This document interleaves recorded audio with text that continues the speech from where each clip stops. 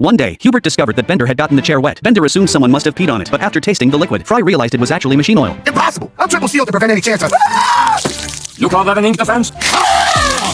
Goodbye, friends. Bender lay down on the operating table, and Hubert discovered a fatal defect inside him. But Bender didn't care at all. After all, he could simply download a backup and transfer his consciousness into a new body. But Hubert told Bender that he had never installed a backup device. He might actually die. Bender completely broke down when he heard the news. He pulled out a certificate of approval signed by Inspector Number 5 and angrily decided to demand an explanation. Hermes took Bender to a government building, and they made their way into the archives. To Hermes' shock, there was no record of Inspector Number 5. Bender sadly walked out onto the street and entered a phone booth to call Mom's friendly robot company and file a complaint. Mom immediately tracked down his location, and a missile was launched straight at them.